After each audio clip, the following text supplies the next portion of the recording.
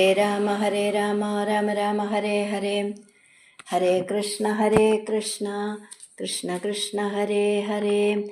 കൃഷ്ണായ വാസുദേവായ ഹരയേ പരമാത്മനെ പ്രണതക്ലേശനാശായ ഗോവിന്ദായ നമോ നമഃ.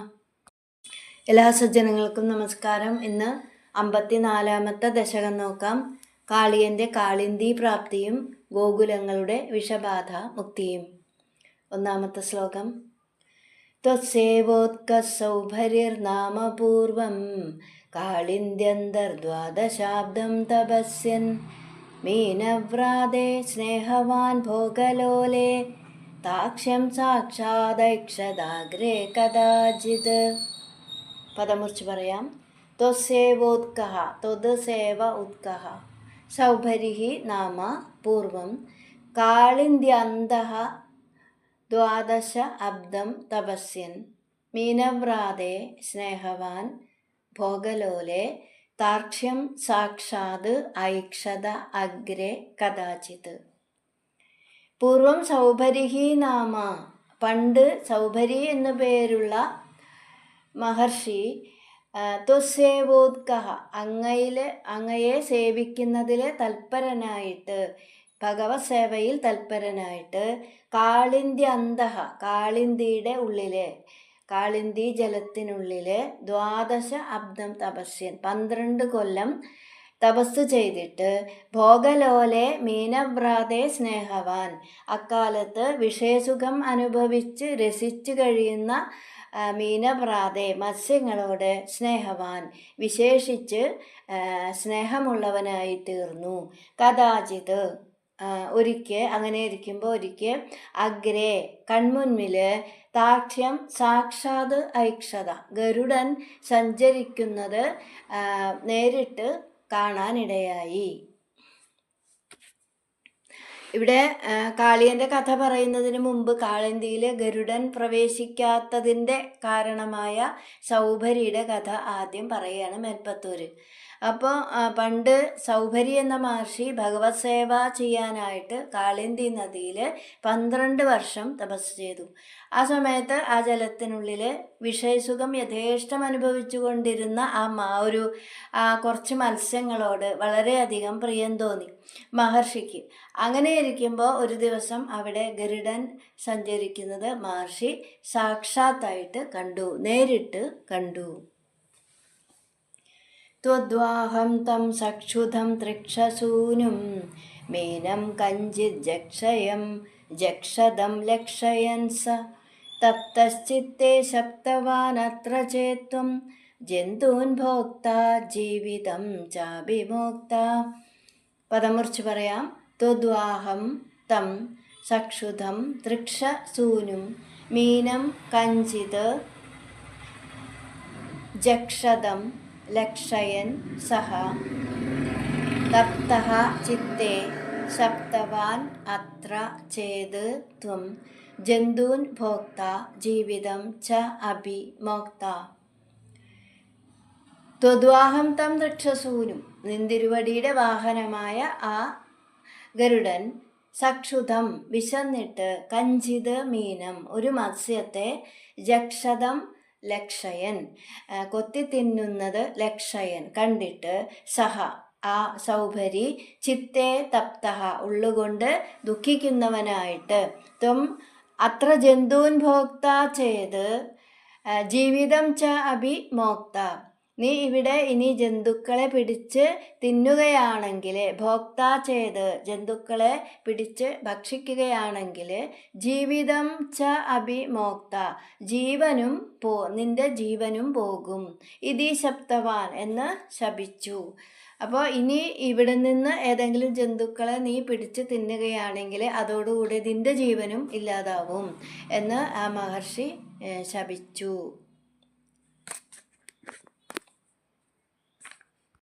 അപ്പം ഇവിടെ ഭഗവാന്റെ വാഹനമായ ആ ഗരുഡൻ വിശന്നിട്ട് ഒരു മത്സ്യത്തെ കൊത്തി തിന്നുന്നത് കണ്ടപ്പോൾ മത്സ്യത്തോടുള്ള അമിതമായ വാത്സല്യം കൊണ്ട് മനസ്സ് വേദനിച്ചിട്ട്, നീ ഇവിടെയുള്ള ജന്തുക്കളെ പിടിച്ച് തിന്നുകയാണെങ്കിൽ അതോടെ നിന്റെ ജീവനും പോകും എന്ന് ആ സൗഭരി മഹർഷി ശപിച്ചു. ഇനി മൂന്നാമത്തെ ശ്ലോകം. തസ്മിൻ കാലേ കാളിയക്ഷേളദർപ്പാത് സർപ്പാരാധേ കൽപ്പിതം ഭാഗമശ്നൻ തേന ക്രോധാതുത്പദാംഭോജഭാജ പക്ഷക്ഷിപ്തസ്തദ്ദുരാപം പയോഗാത്. പദമുറിച്ച് പറയാം. തസ്മിൻ കാലേ കാളിയഃ ക്ഷേളദർപ്പാത് സർപ്പ സർപ്പാരാധേഹ കൽപ്പിതം ഭാഗം അശ്നൻ തേന ക്രോധാത് ത്വത് പദാംഭോജ ഭാജ പക്ഷക്ഷിപ്തഃ തത് ഉരാപം പയഃ അഗാത്. തസ്മിൻ കാലേ കാളിയഃ അക്കാലത്ത് കാളിയൻ ക്ഷേളദർപ്പാത് വിഷവീര്യം ആ വിഷത്തിൻ്റെ വീര്യം കൂടിയ വിഷത്തോടു കൂടി അങ്ങനെ അഹങ്കരിച്ചിട്ട് വിഷവീര്യം കൂടിയതിനാൽ അഹങ്കരിച്ചിട്ട് ദർപ്പാത് അഹങ്കരിച്ചിട്ട് സർപ്പ ആരാധേഹെ സർപ്പത്തിൻ്റെ ശത്രു സർപ്പാരാധേഹെ ഗരുഡന് കൽപ്പിതം ഭാഗം നിശ്ചയിച്ചിരുന്ന വീതം അശ്നൻ ഭക്ഷിച്ചു കളഞ്ഞു. ത്വത് പദാംഭോജഭാജ തേന ത്വത്പദാംഭോജഭാജ തേന ഭഗവത് പാദങ്ങളെ ആശ്രയിച്ചവനായ ഗരുഡനാൽ ക്രോധാത് പക്ഷക്ഷിപ്തഃ കോപിച്ച് തൻ്റെ ചിറകുകളെ കൊണ്ട് അടിച്ചോടിച്ചപ്പോൾ അവൻ തത് ഉരാപം പയം അഗാത് ശാപം മൂലം ഗരുഡന് പ്രവേശമില്ലാത്തതായ ദുരാപം തത് ഉരാപം ഗരുഡന് പ്രവേശനമില്ലാത്തതായ പയഹ കാളിന്തിയിലെ ജലത്തിൽ അഗാത് അഭയം പ്രാപിച്ചു. അക്കാലത്ത് വിഷവീര്യം കൂടിയ കാളിയൻ എന്ന സർപ്പം അഹങ്കാരം കൊണ്ട് ഗരുഡൻ നിശ്ചയിച്ചിരുന്ന ഭക്ഷണം എടുത്ത് കഴിച്ചു. ഭഗവത് ഭക്തനായ ഗരുഡൻ കോപിച്ചിട്ട് തൻ്റെ ചിറകുകളെ കൊണ്ട് കാളിയനെ ആട്ടി ഓടിച്ചു. അങ്ങനെ ഗരുഡനെ ഭയന്ന് കാളിയൻ സൗഭരി മഹർഷിയുടെ ശാപം കൊണ്ട് ഗരുഡന് പ്രവേശനമില്ലാത്തതായ കാളിന്തിയിലെ ജലത്തിൽ അങ്ങനെ താമസിക്കാൻ തുടങ്ങി. നാലാമത്തെ ശ്ലോകം. ഘോരേ തസ്മിൻ സൂരജാ നീരവാസേ തീരെ വൃക്ഷാവിക്ഷദാക്ഷേളവേഗാത് പക്ഷിവ്രാതാഃ പേദുരഭ്രേ പതന്ത കാരുണ്യാർദ്രം ത്വന്മനസ്തേന ജാതം. പദമുറിച്ച് പറയാം. ഘോരേ തസ്മിൻ സൂരജാ നീരവാസേ തീരെ വിക്ഷതാഃ ക്ഷേളവേഗാത് പക്ഷിവ്രാതാഃ പേദുഃ അഭ്രേ പതന്തഃ കാരുണ്യ ആർദ്രം ത്വന്മനഃ തേന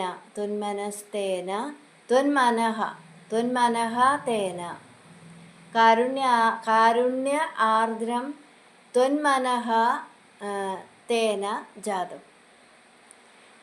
ഘോരേ തസ്മിൻ ക്രൂരനായ ആ കാളിയൻ സൂരജാനീരവാസെ കാളിന്തിയിലെ വെള്ളത്തിൽ താമസമാക്കിയപ്പോൾ ക്ഷേളവേഗാത് തീരെ വിക്ഷതാഹ വിഷവീര്യം കൊണ്ട് ആ നദീതീരത്തുള്ള മരങ്ങൾ വിക്ഷതാഹ കരിഞ്ഞുപോയി. അഭ്രേ പതന്തഃ പക്ഷിവ്രാതാഹ പേദുഹു ആകാശത്തിലെ പറക്കുന്ന പക്ഷിവ്രാതാഹ ആ പക്ഷിക്കൂട്ടങ്ങൾ പറവകൾ പേദുഹു ചത്തുവീണു. തേന ത്വന്മനഃ കാരുണ്യ ആർദ്രം ജാതം അതുകൊണ്ട് ഭഗവാനെ അങ്ങയുടെ ഹൃദയം അലിഞ്ഞുപോയി. അത് കണ്ടിട്ട് ഭഗവാന്റെ ഹൃദയം അലിഞ്ഞുപോയി. അപ്പോൾ അങ്ങനെ ക്രൂരനായ ആ കാളിയൻ കാളിന്തി ജലത്തിൽ താമസം തുടങ്ങിയപ്പോൾ വിഷത്തിൻ്റെ വീര്യം കൊണ്ട് കാളിന്തി തീരത്തുള്ള മരങ്ങളൊക്കെ കരിഞ്ഞുപോയി. അപ്പോൾ ആകാശത്തിലൂടെ പറന്നുകൊണ്ടിരിക്കുന്ന പക്ഷികൾ അതുപോലെ ആ വിഷവായു ശ്വസിച്ചിട്ട് അത് ഭൂമിയിൽ അങ്ങനെ ചത്തു വീണു. അപ്പോൾ അതെല്ലാം കൂടി കണ്ടപ്പോൾ ഭഗവാന്റെ ഹൃദയം അലിഞ്ഞുപോയി എന്ന് വെൽപ്പത്തൂര് ഇവിടെ പറയാണ്. അഞ്ചാമത്തെ ശ്ലോകം. കാലേ തസ്മിന്നേകദാ സീരപാണിം മുക്ത്വാ യാതേ യാമുനം കാനനാന്തം ത്വയ്യുദ്ധാമ ഗ്രീഷ്മ ഭീഷ്മോഷ്മതപ്താ ഗോഗോബാല വ്യാപിബൻ ക്ഷേളതോയം. പദമുറിച്ച് പറയാം. കാലേ തസ്മിൻ ഏകദാ സീരപാണിം മുക്ത്വാ യാതേ യാമുനം കാനന അന്തം ത്വയി ഉദ്ദാമ ഗ്രീഷ്മ ഭീഷ്മ ഊഷ്മ തപ്ത ഗോഗോപാല വ്യാപിബൻ ക്ഷേള തോയം. തസ്മിൻ കാലേ അക്കാലത്ത് ഏകദ ഒരിക്കല് ത്വയി സീരപാണിം മുക്ത്വാം ഭഗവാനെ അവിടുന്ന് ബലരാമനെ കൂടാതെ സീരപാണി മുക്ത്വ ബലരാമനെ കൂടാതെ യാമുനം യമുനാ തീരത്തുള്ള കാനന അന്തം യാതെ കാട്ടിൻ്റെ ഉള്ളിലെ അങ്ങനെ സഞ്ചരിക്കുമ്പോൾ ഉദ്ദാമ ഗ്രീഷ്മ ഭീഷ്മ ഊഷ്മ തപ്താഹ ഗോഗോപാലാഹ ശക്തിയേറിയ വേനലിൻ്റെ ഭയങ്കരമായ ചൂടുകൊണ്ട് ദാഹിച്ച് വലഞ്ഞ പശുക്കളും ഇടയക്കുട്ടികളും ഗോഗോപാലാഹ പശുക്കളും ഇടയക്കുട്ടികളും ക്ഷേളതോയം വ്യാപിപൻ വിഷം കലർന്ന ആ കാളിന്തിയിലെ വെള്ളം വ്യാപിപൻ മതിയാവോളം കുടിച്ചു. അപ്പം അങ്ങനെ ഭഗവാൻ അങ്ങനെ ദുഃഖം തോന്നി അങ്ങനെ ഇരിക്കുന്ന സമയത്ത് ഭഗവാൻ ഒരിക്കൽ ബലരാമനെ കൂടാതെ കാട്ടിൽ സഞ്ചരിക്കുന്ന സമയത്ത് കടുത്ത വേനൽക്കാലമായതുകൊണ്ട് ഭയങ്കര ചൂടായിരുന്നു. അപ്പോൾ ആ ചൂട് കൊണ്ട് ദാഹിച്ച് വലഞ്ഞ പശുക്കളും ഗോപാലന്മാരും ആ ക്ഷേളതോയം വിഷം കലർന്ന ജലം കാളിന്തിയിലെ ആ ജലം കുടിച്ചു. അടുത്തത് 6ാമത്തെ ശ്ലോകം. നശ്യജ്ജീവാൻ വിച്യുതാൻ ക്ഷ്മാതലേ താൻ വിശ്വാൻ പശ്യന്നച്യുതസ്തും ദയാർദ്ര പ്രാപ്യോപാന്തം ജീവയാമാസി ധദ്രാക് പീയൂഷാംബോ വർഷിഭിः ശ്രീകടാക്ഷൈ. പദമുറിച്ച് പറയാം. നശ്യജീവാൻ വിച്യുതാൻ ക്ഷ്മാതലേ താൻ വിശ്വാൻ പശ്യൻ അച്യുത ത്വം ദയാർദ്രഃ പ്രാപ്യ ഉപാന്തം ജീവയാമാസിധ ദ്രാക് പീയൂഷ പീയൂഷാംഭോവർഷിഭിः ശ്രീകടാക്ഷൈ. ഹേ അച്യുത ഗുരുവായൂരപ്പ, ത്വം അവിടുന്ന് നശ്യജീവാൻ താൻ വിശ്വാൻ ജീവനില്ലാതെ അവിടെ നിലത്ത് വീണ് കിടക്കുന്നവരായിട്ട് എല്ലാവരെയും അങ്ങനെ കണ്ടിട്ട് ക്ഷ്മാതലെ വിച്യുതാൻ പശ്യൻ ക്ഷ്മാതലെ ആ ഭൂമിയിൽ വിച്യുതാൻ വീണ് കിടക്കുന്നതായിട്ട് താൻ വിശ്വാൻ അവരെ എല്ലാവരെയും നശ്യജീവാൻ ജീവൻ നഷ്ടപ്പെട്ട താൻ വിശ്വാൻ അവരെ എല്ലാവരെയും ക്ഷ്മാതലെ വിച്യുതാൻ പശ്യൻ ഭൂമിയിൽ വിച്യുതാൻ പശ്യൻ വീണ് കിടക്കുന്നതായിട്ട് നിലത്ത് വീണ് കിടക്കുന്നതായിട്ട് കണ്ടിട്ട് ദയാർദ്രനായിട്ട് മനസ്സ് ആർദ്രമായിട്ട് ദയ കൊണ്ട് ആർദ്രമായിട്ട് ഉപാന്തം പ്രാപ്യ അടുത്ത് ചെന്നിട്ട് പീയൂഷാംഭോവർഷിഭിः അമൃതജലധാരയൊഴുകുന്ന ശ്രീകടാക്ഷൈ ആ ഒരു നോട്ടം കൊണ്ട് ദ്രാക് ക്ഷണത്തിൽ പെട്ടെന്ന് ജീവയാമാസിത ജീവിപ്പിച്ചു.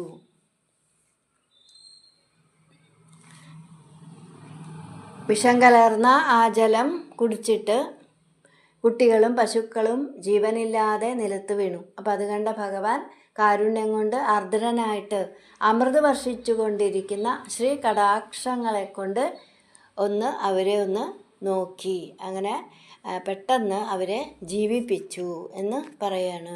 ഇനി 7ാമത്തെ ശ്ലോകം. കിം കിം ജാതോ ഹർഷവർഷാതിരേക സർവാംഗേഷു ഇത്യുത്ഥിതാ ഗോപസംഘാം ദൃഷ്ട്വാഗ്രേ ത്വാം ത്വത്കൃതം തദ്വിദന്തസ്ത്വാമാലിംഗൻ ദൃഷ്ടനാനാ പ്രഭാവാഃ. പദമുറിച്ച് പറയാം.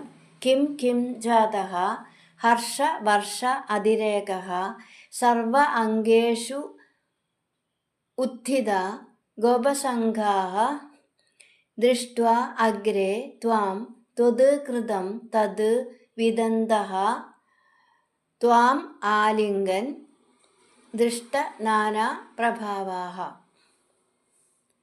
ഗോപസംഘാഃ കിം കിം ഇടയക്കുട്ടികൾ ഇതെന്താണ് സർവാംഗേഷു ഹർഷവർഷാതിരേക ജാതഃ, മേലാകെ ശരീരം മുഴുവൻ കുളിർപ്പിക്കുന്ന ഒരു പരമാനന്ദമുണ്ടായിരിക്കുന്നു. ഇതി ഉത്ഥിതാഹ, എന്നിങ്ങനെ എഴുന്നേറ്റ് നോക്കുമ്പോൾ ത്വാം അഗ്രേ ദൃഷ്ട, ഭഗവാനെ അങ്ങയെ മുൻപിൽ കണ്ടിട്ട്, ദൃഷ്ട നാനാപ്രഭാവാഹ, മുൻപ് തന്നെ അങ്ങ് ചെയ്തിട്ടുള്ള പല അത്ഭുതങ്ങളും ഓർത്ത്, തത് ത്വത്കൃതം വിദന്തഃ, അത് അങ്ങ് തന്നെയാണ് ഭഗവാനെ, അത് അങ്ങയുടെ ലീല തന്നെയാണ് എന്ന് ആ കുട്ടികൾക്ക് മനസ്സിലായിട്ട്, അത് ഭഗവാന്റെ അങ്ങയുടെ ലീലയാണെന്ന് അറിഞ്ഞിട്ട്, ത്വാം ആലിംഗൻ, അവരെല്ലാവരും ഓടി വന്ന് അവിടുത്തെ കെട്ടിപ്പിടിച്ചു എന്ന് പറയാണ്. അപ്പം ഇവിടെ ഭഗവാൻ ഒന്ന് നോക്കിയപ്പോൾ തന്നെ ഇതെന്താണ് എന്ന് അത്ഭുതപ്പെട്ടുകൊണ്ട് അവർ അതിരറ്റ ആനന്ദ പെരുമഴ പോലെ ദേഹം മുഴുവൻ കുളിർപ്പിക്കുന്ന ഒരു പരമാനന്ദം അനുഭവിച്ചുകൊണ്ട് അവരെഴുന്നേറ്റ് നോക്കുമ്പോൾ ഭഗവാനെ മുന്നിൽ കണ്ടു. അപ്പം തന്നെ അവർക്ക് കാര്യം മനസ്സിലായി. ഇതുപോലെയുള്ള ഭഗവാന്റെ അത്ഭുതങ്ങൾ ആദ്യമായിട്ടല്ലല്ലോ ആ കുട്ടികൾ കാണുന്നത്. അപ്പോൾ ഇതും ഭഗവാന്റെ ലീല തന്നെയാണ് എന്ന് മനസ്സിലാക്കിയിട്ട് അവർ ഓടി വന്ന് കൃഷ്ണനെ കെട്ടിപ്പിടിക്കുകയാണ്. ഇനി 8ാമത്തെ ശ്ലോകം.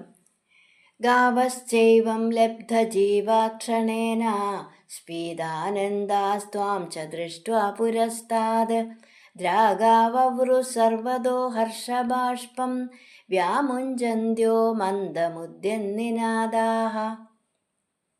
പദം മുറിച്ച് പറയാം. ഗാവഃ ച ഏവം ലബ്ധജീവാഃ ക്ഷണേന സ്പീത ആനന്ദാഃ ത്വാം ച ദൃഷ്ട്വാ പുരസ്താദ് ദ്രാഗ് ആവവൃഹു